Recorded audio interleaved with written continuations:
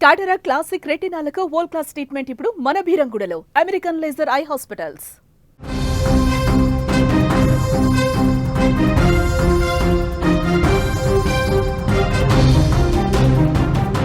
విజయవాడలో ఒళ్ళు గగుర్లు పొడిచే దారుణ ఘటన వెలుగు చూసింది. ఊర్మిళా నగర్లో నివాసం ఉండే ఒక వృద్ధురాలిని అత్యంత కిరాతకంగా ఆమె సొంత అక్క కొడుకు హత్య చేశాడు.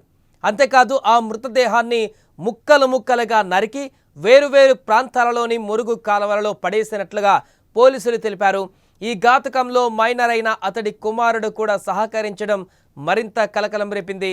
విజయవాడలోని భవానీపురం ఊర్మిళా నగర్లో ఆ వృద్ధురాలు నివాసం ఉంటున్నారు. ఆమె నివాసానికి దగ్గరలోనే ఆమె అక్క కొడుకు కూడా తన కుటుంబంతో కలిసి ఉంటున్నాడు. గత కొద్ది రోజులుగా భర్తకు అతడి భార్యకు గొడవలు జరుగుతున్నాయి. ఈ గొడవలతో విసిగిపోయినటువంటి భార్య తన పుట్టింటికి వెళ్ళిపోయింది. అసలు తన భార్య వెళ్ళిపోవడానికి కారణం వరుసకు పిన్ని అయ్యేటువంటి ఆ వృద్ధురాలే అని ఆ అక్క కొడుకు పగ పంచుకున్నాడు. ఎలాగైనా ఆమెను హత్య చేయాలని నిర్ణయించుకున్నాడు. దీనికోసం పక్కా ప్లాన్ సిద్ధం చేసుకున్నాడు. ఆ ప్లాన్ని అమలు చేశాడు. అక్టోబర్ 1వ తేదీన బుధవారం నాడు నిందితుడు మాయ మాటలు చెప్పి వృద్ధురాలని తన బండిపై ఎక్కించుకొని ఇంటికి తీసుకువెళ్ళాడు. అప్పటికే హత్య కోసం సిద్ధం చేసుకున్న పదునైన ఆయుధాలతో వరుసకు పిన్నైన ఆ వృద్ధురాలిపైన తన మైనర్ కొడుకుతో కలిసి దాడి చేసి దారుణంగా చంపాడు. హత్య చేసిన అనంతరం మృతదేహాన్ని ముక్కలు ముక్కలుగా నరికి తల, కాళ్ళు, చేతులు, మొండెం భాగాలను వేరువేరుగా చేసి 2 గోనె సంచుల్లో కట్టారు. ఆ తర్వాత ఆ సంచులను వేరువేరు ప్రాంతాలలోని మురుగు కాల్వలలో పడేశారు.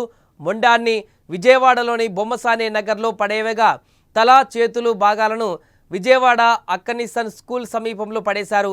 కాళ్ళు మాత్రం ఇంకా లభ్యం కాలేదని సమాచారం. ఇక ఈ దారుణం అనంతరం నిందితుడు అతడి మైనర్ కొడుకు నంద్యాలకు పరారయ్యారు. ఇక నిజానికి గత 5 రోజుల కిందట ఆ వృద్ధురాలు కనబడడం లేదంటూ భవానీపురం స్టేషన్లో మిస్సింగ్ కేసు నమోదయ్యింది.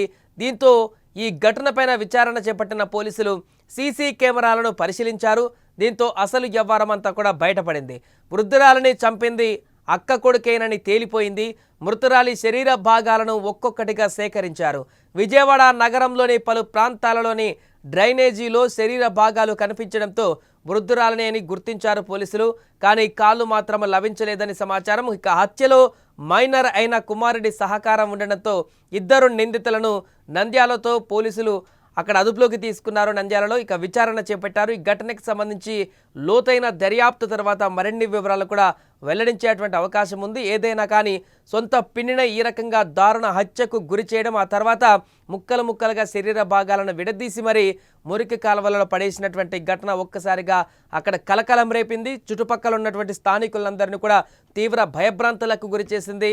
దీనికంటే ముందు గత కొన్ని రోజుల క్రితం సేమ్ ఇలాంటి సంఘటనే హైదరాబాద్ బోడుప్పల పరిధిలో చోటు చేసుకుంది. అక్కడ కూడా కట్టుకున్న భార్యను, గర్భవతి అయినటువంటి భార్యను ముక్కలు ముక్కలుగా నరికి ఒక వ్యక్తి మూసీ నదిలో పడేసినటువంటి ఘటన మనం చూసాం.